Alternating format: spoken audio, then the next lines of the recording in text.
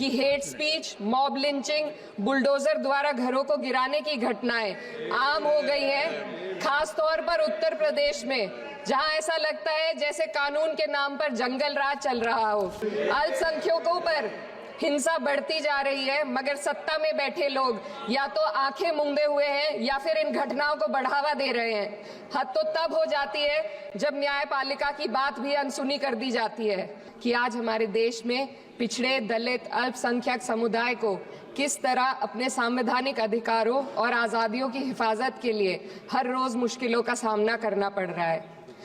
आज हिंदुस्तान में हर वर्ग को किसी न किसी चुनौती का सामना करना पड़ रहा है, मगर अल्पसंख्यक, खासतौर पर मुसलमानों पर जो कहर टूटा है वो किसी से छुपा नहीं है। ये लोग सिर्फ अपने मजहबी पहचान की वजह से निशाने पर हैं। माननीय श्री इकरा चौधरी जी। धन्यवाद सभापति महोदय, आपने मुझे इस विशेष चर्चा पर बोलने का मौका दिया। भारत के संविधान के 75वें वर्ष की चर्चा के मौके पर मैं सबसे पहले संविधान बनाने वालों की दूरदृष्टि को सलाम करती हूँ। एक युवा सांसद के तौर पर मैं अपनी उम्मीदों को संविधान के साथ जोड़कर खास तौर पर ये बताना चाहती हूँ कि आज हमारे देश में पिछड़े, दलित, अल्पसंख्यक समुदाय को किस तरह अपने संवैधानिक अधिकारों और आज़ादियों की हिफाजत के लिए हर रोज मुश्किलों का सामना करना पड़ रहा है। Doctor B.R. अम्बेडकर के कथन से अपनी बात रखना चाहती हूँ। उन्होंने कहा था, मुझे अपने भारतवर्ष पर फक्र है कि जिसके पास ऐसा संविधान है जो लोकतंत्र, समाजवाद और सेक्युलरिज्म को संजोता है। लेकिन आज ऐसा लगता है जैसे संविधान की किताब तो है, पर इसे चलाने वालों का ईमान गुम हो गया है। आज हिंदुस्तान में हर वर्ग को किसी न किसी चुनौती का सामना करना पड़ रहा है, मगर अल्पसंख्यक, खासतौर पर मुसलमानों पर जो कहर टूटा है वो किसी से छुपा नहीं है। ये लोग सिर्फ अपने मजहबी पहचान की वजह से निशाने पर हैं। संविधान का अनुच्छेद 15 कहता है कि किसी भी नागरिक के साथ धर्म, जाति या किसी और वजह से भेदभाव नहीं होना चाहिए, लेकिन हकीकत इसके उलट है। हालात इस कदर बिगड़ चुके हैं कि hate speech, mob lynching, bulldozer द्वारा घरों को गिराने की घटनाएं आम हो गई हैं, खास तौर पर उत्तर प्रदेश में, जहां ऐसा लगता है जैसे कानून के नाम पर जंगल राज चल रहा हो। संभल में जो हुआ वो सबके सामने है। पुलिस के संरक्षण में निर्दोष लोगों की हत्या की गई और सरकार ने चुप्पी साध ली। अल्पसंख्यकों पर हिंसा बढ़ती जा रही है, मगर सत्ता में बैठे लोग या तो आंखें मूंदे हुए हैं या फिर इन घटनाओं को बढ़ावा दे रहे हैं।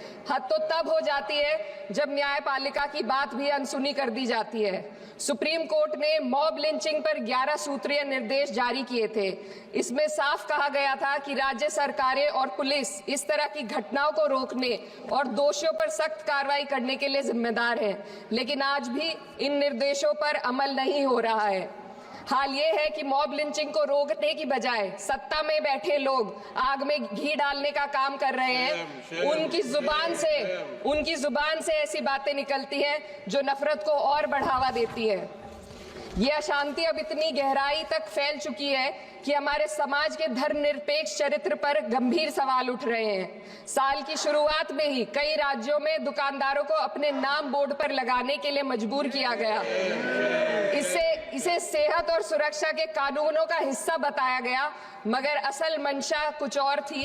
ये कदम खास तौर पर मुसलमान दुकानदारों को निशाना बनाकर उठाया गया ताकि उनकी रोजी रोटी पर चोट की जाए। पिछले हफ्ते मुरादाबाद में एक मुस्लिम डॉक्टर को हिंदू बहुल्य मोहल्ले में घर खरीदने पर विरोध झेलना पड़ा। वजह बताई गई कि इससे मोहल्ले की सामाजिक शांति बिगड़ जाएगी। अब आप ही बताइए, क्या ये वजह सही है, जायज है? असल में ये छोटी बड़ी घटना इस बात का सबूत है कि सांप्रदायिकता को बढ़ावा देने वाले बयान और नीतियां हमारे समाज को अंदर से खोखला कर रही है। उत्तर प्रदेश में यति नरसिंहानंद ने बेहद घटिया बयान दिया, लेकिन सरकार इन बयानों पर कोई कार्रवाई नहीं कर रही। हेट स्पीच न केवल जनमानस के विचारों को प्रदूषित करती है, बल्कि इससे अब संवैधानिक पदों पर बैठे लोगों को भी प्रभावित कर दिया है। अभी हाल ही में माननीय उच्च न्यायालय इलाहाबाद के माननीय न्यायाधीश ने ऐसे बयान दिए जिसका संज्ञान खुद सुप्रीम कोर्ट को लेना पड़ा। संविधान के अनुच्छेद 29 और 30 ने अल्पसंख्यकों को उनके मजहबी और सांस्कृतिक हक दिए हैं ताकि वो अपनी पहचान को बचा सके और अपने संस्थान चला सके, लेकिन आज उन्हीं हकों पर हर तरफ से चोट की जा रही है। वक्फ जैसे बिल लाकर उनके धार्मिक अधिकारों को छीनने की कोशिश की जा रही है। आज अल्पसंख्यक समुदाय को संविधान द्वारा दिए गए अपने बुनियादी अधिकार पाने के लिए लंबी लड़ाई लड़नी पड़ रही है। ऐसे कई मामले अदालत ने न्याय देकर संविधान की रक्षा की है, लेकिन अदालती प्रक्रिया में जो समय लगता है उसकी वजह से देश के सामाजिक ताने बाने को भारी नुकसान उठाना पड़ता है। मिसाल के तौर पर इलाहाबाद हाई कोर्ट ने 2004 के मदरसा एक्ट को रद्द कर दिया था, जिससे मदरसों के संचालन पर सवाल उठे। हालांकि सुप्रीम कोर्ट ने बाद में इस फैसले को पलट दिया और एक्ट को वैध करार दिया, लेकिन इस प्रक्रिया में जो समय लगा उसने अल्पसंख्यकों को बेचैनी और संघर्ष के दौर में डाला है। इसी कड़ी में प्लेसेस ऑफ वर्शिप एक्ट 91 भी आता है और कई अन्य अधिकार, उन्हें भी इसी तरह अदालती लड़ाइयों में उलझाया जा रहा है। ये स्थिति न केवल अल्पसंख्यकों के अधिकारों की राह में रुकावट है, बल्कि justice delayed is justice denied जैसी कहावत को सिद्ध करती है। मैं इस सदन से दुनिया भर के अल्पसंख्यकों की आवाज उठाना चाहती हूँ, खास तौर पर हमारे पड़ोसी देश बांग्लादेश में अल्पसंख्यकों के साथ जो हो रहा है वे दिल को गहरे तक चोट पहुंचाने वाला है। उनकी जान माल की हत्या की जा रही है। बांग्लादेश हो या हिंदुस्तान हो या कोई और देश, अल्पसंख्यकों की सुरक्षा, इज्जत और अधिकारों की हिफाजत हर सरकार की सबसे पहली जिम्मेदारी होनी चाहिए। मैं इस सदन से अपने देश के अल्पसंख्यकों के साथ बांग्लादेश के पीड़ित अल्पसंख्यकों की आवाज को एक साथ उठाना चाहती हूँ। ये वक्त की पुकार है कि हम सब मिलकर ये सुनिश्चित करें कि किसी भी इंसान को उसकी पहचान या मजहब के कारण डरकर जीने पर मजबूर ना होना पड़े। जहाँ हक छीने जाते हैं वहाँ अमन खो जाता है। ये बात हर सरकार को समझनी चाहिए। अगर हम सच में अपने संविधान का सम्मान करना चाहते हैं तो हमें नफरत और भेदभाव को खत्म करना होगा। हमें ये दिखाना होगा कि ये मुल्क हर वर्ग, हर जाति, हर धर्म और हर समुदाय का है, और जब तक ऐसा नहीं होगा तब तक संविधान की आत्मा सिसकती रहेगी। सर, अपनी बात को खत्म करते हुए मैं एक शेर अर्ज करना चाहती हूँ। ये दाग दाग उजाला, ये शब गजीदा शहर, वो इंतजार था जिसका, ये वो शहर तो नहीं।